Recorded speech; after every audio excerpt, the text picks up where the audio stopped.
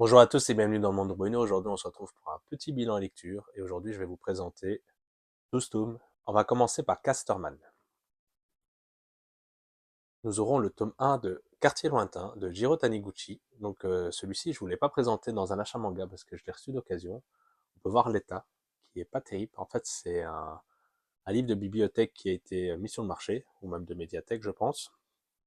Donc j'ai eu le tome 1 et tome 2 sur Vinted au prix de, je crois que c'était 3 euros plus frais de port, donc vraiment pas cher. C'est pour ça que j'ai quand même sauté sur l'occasion.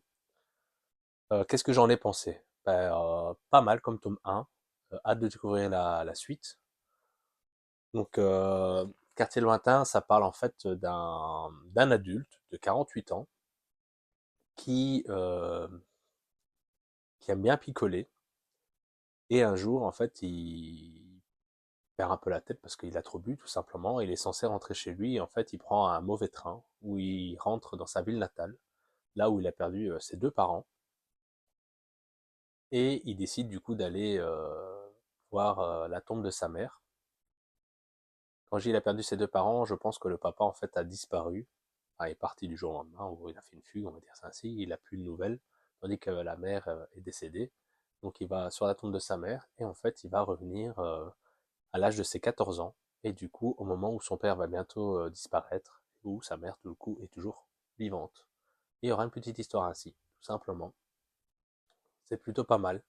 Là, il se rend compte qu'il, pour l'instant, en tout cas, il peut potentiellement modifier son passé, à voir est-ce que ça va impacter son futur. Là, on n'a pas encore la réponse, je suppose au tome 2. Donc, on en parlera potentiellement dans un tome 2. On continue avec un tome chez Manabooks, Dragon Caméléon, tome 2, de Ryo Ishiyama. Vraiment pas mal. Ce tome 2, tout aussi bien que le tome 1. Franchement, j'aime vraiment bien cette série. Je crois qu'elle compte déjà 5 tomes au Japon. Donc, hâte de découvrir la suite.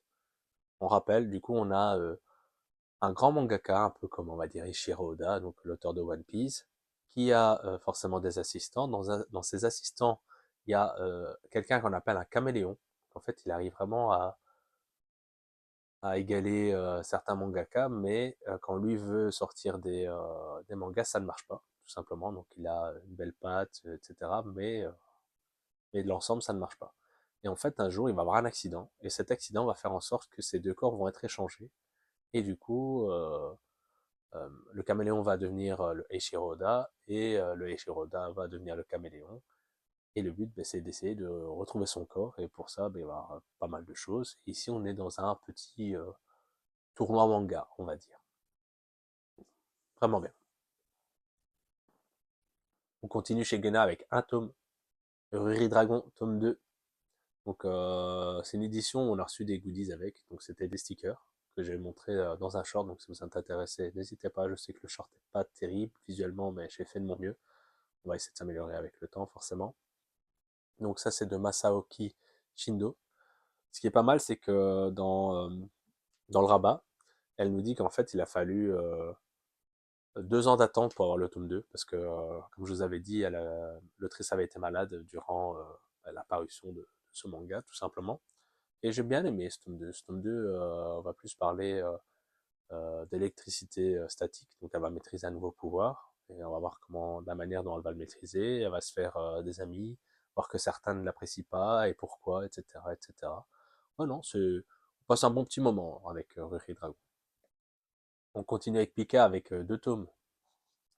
MMA, tome 16, on approche de la fin, donc série finie en 19 tomes.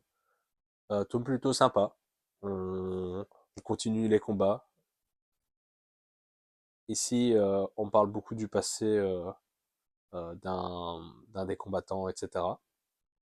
Non, franchement, j'apprécie. Je sais toujours pas encore si je vais garder la série à terme, parce que voilà, je l'ai aimé lire une fois, mais maintenant est-ce que ça vaudra une relecture? Je ne sais pas encore. Je verrai bien quand j'aurai mon tome 19. Mais pour l'instant, en tout cas, j'apprécie lire ce manga. Donc c'était de Hiroki Endo, autrice de Eden, si je dis pas de bêtises. On enchaîne avec Blue Lock tome 29 dans son édition collector, de scénario Muneyuki Kaneshiro et au dessin Yusuke Nomura. Donc on est dans le dernier match de la Neo League, League, pardon. Donc là, le match n'est toujours pas terminé. Pour l'instant, nous sommes à Ah, 1-1, la fin du tome. Là, le 1-1, donc normalement, je pense que si je dis pas de bêtises, les matchs se terminent dès que le premier a 3, donc comme ça vous avez un petit peu une idée. Je pense que ça se terminera au tome suivant, au maximum au tome 31. Donc voilà, pour cet arc-là, hein, bien sûr. Le manga continue encore. Passons chez Kyon maintenant, avec 3 tomes. Akane Banashi, tome 12. Scénario Yuki Swanaga et au dessin Takama Tsamue. Tome plutôt rafraîchissant, ça faisait un petit moment que j'avais pas lu du Akane Banashi, j'ai vraiment apprécié. On voit que Akane a atteint un nouveau stade. Donc c'est comme un shonen, hein, forcément. Enfin, moi, je prends du plaisir à lire ce tome. Enfin, la série en général, hein, je parle, mais ce tome m'a vraiment fait passer un bon moment. Donc je lui donne même un bon 16 sur 20 pour ce tome, tout simplement. Non-Gaton Wars, tome 10. Pareil, tome plutôt très intéressant. On apprend quelque chose dans ce tome. On s'y attendait un petit peu, mais je pensais pas que ça allait aller jusque-là pour un shonen. Donc je suis assez étonné. Et tant mieux d'un côté. Enfin, tant mieux. Oui et non, mais c'est bien d'avoir de temps en temps cassé les codes, si je peux appeler ça comme ça.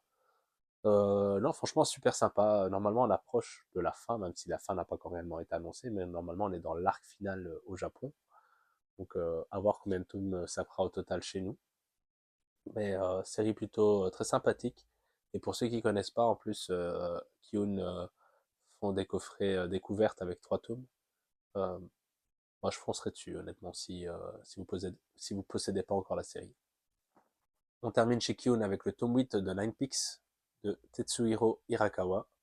Tome toujours très intéressant. Moi, je passe vraiment un bon moment avec Nine Peaks. Je regrette pas d'avoir commencé cette série.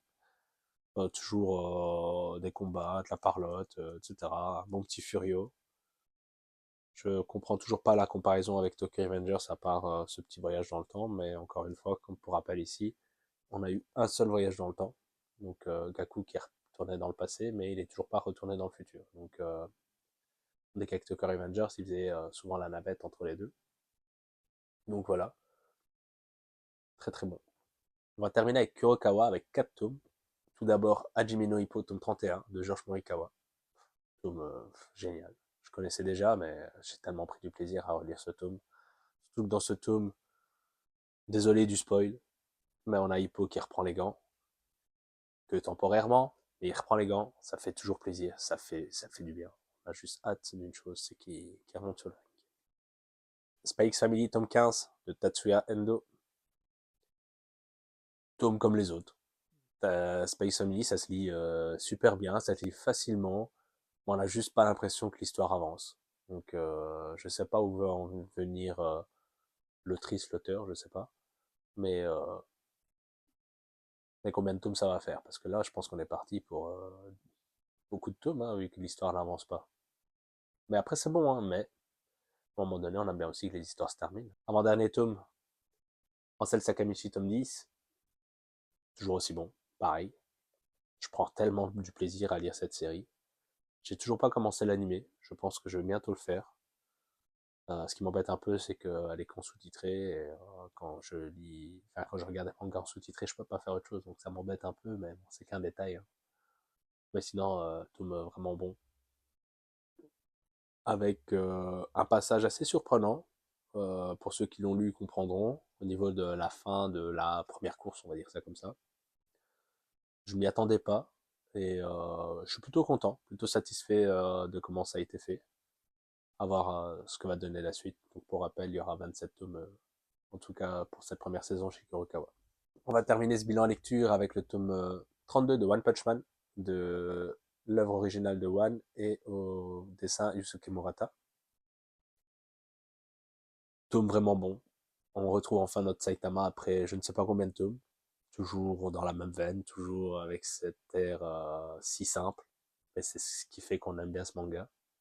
Et on voit qu'encore une fois, il est au-dessus du lot, quoi, tout simplement. Et c'est vraiment une petite pépite, ce manga. Je comprends pas trop pourquoi les gens décrochent. Certes, il y a eu un arc très long. Le dernier, il était très long. D'ailleurs, il est toujours pas fini en soi, enfin, je pense. Mais quel plaisir. Et les dessins sont vachement trop beaux, hein. Je vais essayer de vous montrer des trucs sans spoiler, mais Ouais, je pense pas que c'est vraiment du spoil ça, donc juste pour vous découvrir un petit peu les dessins. Donc voilà, j'ai passé un agréable moment avec ces quelques livres que je voulais vous présenter. Il n'y aura pas d'achat manga cette semaine, comme ça vous êtes au courant. Tout simplement parce que il y avait quasi rien qui sortait cette semaine, j'ai pas mal de retard. Par contre, j'ai eu une petite mésaventure cette semaine avec un colis Vinted. Je devais recevoir les 15 premiers tomes de Golden Kamuy, sachant que j'avais déjà le tome 1 à 4, mais c'était une offre très intéressante à 45 euros plus frais de port. Et j'ai reçu une boîte à chaussures, avec des chaussures dedans, au lieu d'avoir les 15 livres. On voit qu'il y a eu manipulation d'étiquette, donc on ne sait pas comment on va faire avec le vendeur. Ça m'embête énormément. J'ai peut-être trouvé une autre offre avec les 22 premiers tomes, mais tant que j'ai pas été remboursé, c'est compliqué. Je pourrais les acheter, c'est pas ça, mais sur un malentendu où je récupère quand même les 15 premiers tomes, voilà. Donc, donc à voir. Je vous dis à bientôt.